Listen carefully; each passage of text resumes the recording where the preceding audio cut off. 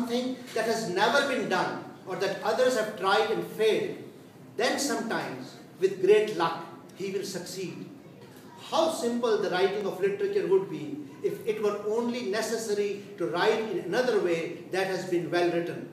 It is because we have had such great writers in the past that a writer is driven far past where he can go, but out to where no one can help him.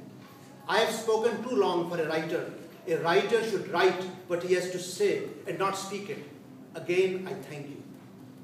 अब आप एक जुमला देखें, पहला जुमला जो उसका Hemingway का है, writing at its best is a lonely life. अब इस जुमले का जो तख्लीकी तर्जुमा बाकर साहब ने कहा है, लिखने की अरफा मनाजिल में तन्हाई ही तन्हाई होती है. लिखने की अरफा मनाजिल में तन्हाई ही तन्हाई होती है. अदीबों की अंजुमनें या अदारे अदीब की तन्हाई को पर्दे में छुपा तो सकते हैं, मगर उसमें शुबा है कि वो उसकी तहरीर को बेहतर बनाने में मदद दे सकते हैं. अदीब अपनी तन्हाई में कमी करके अवाम अन्नास की नज़रों में अपना अदबी कद तो बढ़ा सकता है, मगर ऐसी सूरत में उसकी तहरीरें ज़वाल पजीर हो जाती हैं, इसलिए कि वो अकेले काम करता है. और अगर वो अच्छे किस्म का अदीब है तो हर गुजरते दिन के साथ या तो वो बकाए में दवाम या गुमनामी की तरफ बढ़ता रहता है. एक अच्छे अदीब के लिए हर किताब एक नई शुरुआत के मुतरादिफ होनी चाहिए, जिसमें वो कुछ हासिल करने की कोशिश की जाती हो जो असलन उसकी पहुंच से बाहर हो. उसको हमेशा वही हासिल करने की कोशिश करनी चाहिए जो या तो कभी किया न गया हो या फिर जिसमें दूसरे लोग नाकाम हो गए.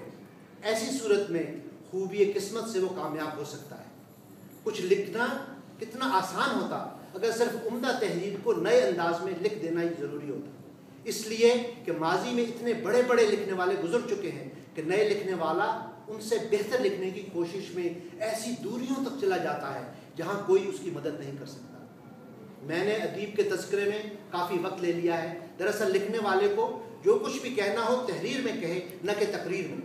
मैं आप हजरात का एक बार फिर शुक्रिया अदा करना चाहता हूँ. अनकोट. अब आपको अंदाज़ा हो गया होगा कि मैंने तर्जुमे का ये भारी पत्थर क्यों चूम कर रख दिया था और बाकिर नकवी किस तरह इस भारी पत्थर को उठा लाए. मुबारकबाद, सद मुबारकबाद. जब हम आलमी अदब के बारे में संजीदगी से गौर करते हैं तो सवाल ये पैदा होता है कि शायर का क्या मुकाम है, उसकी शायरी उसकी ज़ाती और माशरती ज़िंदगी में क्या किरदार अदा करती है. बाज़ लोगों का ख्याल है कि अगर शायर शेर न कहे तो वो जीते जी मर जाए. अब्बास ताबिश का शेर है, सकूत दहर रगों में उतर गया होता, अगर मैं शेर न कहता तो मर गया होता. क्या शायर से लोगों की क्या तवक्कुआत होती हैं, वो अपने अहद के लोगों की किस तरह खिदमत करता है. यिदिश ज़बान के अदीब, मैं उन्हें आइज़क सिंगर कहता हूँ, ये उन्हें इसहाक सिंगर लिखा है, क्योंकि हमारे डेनिस आइज़क जो है, ये बहुत से लोग नहीं जानते हो कि ये जब पेशावर में हमारे साथ पढ़ते थे तो ये डेनिस आइज़क इनका क्रिश्चियन नाम था और उर्दू में ये इसहाक कामी लिखते. तो वो आइज़क और इसहाक जो है यहाँ पर भी इनका जो इसहाक सिंगर फरमाते हैं, कोट, ये भी सच है कि हमारे अहद का संजीदा लिखने वाला अपनी नस्ल के मसाइल के बारे में गहरे तफक्कुर का शिकार ज़रूर है. वो साफ देख सकता है कि पहले के मुकाबले में आज मज़हब की क़ुव्वत पर, बिलखुसूस अलक़ाब पर ईमान कमज़ोर होता जा रहा है, जितना कि इंसानियत के किसी अहद माजी में कभी नहीं था.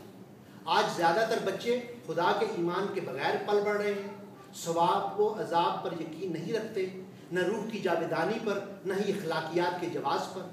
हकीकी अदीब इस हकीकत से सरफ नज़र नहीं कर सकता कि ख़ानदान अपनी रूहानी बुनियाद खोता जा रहा है. वो लोग जिनको मायूसी के आलम में अपने समाज के रहनुमाओं पर भरोसा नहीं रहता, अल्फाज के हाकिमीन अदीबों की तरफ देखने लगते हैं. वो उन तवक्कुआत के ख़िलाफ़ उम्मीदें बांध देते हैं कि आदमी में मौजूद ज़रूर उसकी हसासियत शायद तहज़ीब को भंवर से निकाल लेगी.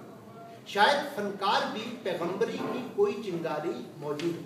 कोट, फ़ारसी के शेर का मिसरा है, शायरी जुज़ेस्तस पैगम्बरी. हर शायर और अदीब ज़िंदगी के किसी मोड़ पर फ़ैसला करता है कि उसे अपने अहद के मसाइल में क्या किरदार अदा करना है. बाज़ अदीब एक गैर जानिबदार तमाशाई, जो गौरा साहब ने भी बात की कि आप कितने इम्पार्शियल अपने हालात से रहते हैं, कहाँ आप अपनी पोजीशन जो है वो कमिटमेंट, तरक्की पसंदी के हवाले से हो या आपकी किसी भी हवाले से हो, ہیومنزم کے حوالے سے. بعض ادیب ایک غیر جانبدار تماشائی بننا پسند کرتے ہیں اور بعض اپنے عوام کی جدوجہد میں شریک ہو جاتے ہیں اور انسانیت کے بہتر مستقبل کے لیے کوشش شروع کر دیتے ہیں. وہ ظلم کے خلاف آواز بلند کرتے ہیں اور امن اور عاشقی اور انسان دوستی کے پیغام کو ساری دنیا میں پھیلاتے ہیں. ایسے ہی ایک ادیب چلی کے پابلو نرودا تھے جنہوں نے اپنے نوبل انعام کے خطبے میں یہ فرمایا کوٹ: اس قسم کے انتہائی نتائج تک شاعر کی ذمہ داری پھیلانے کے بعد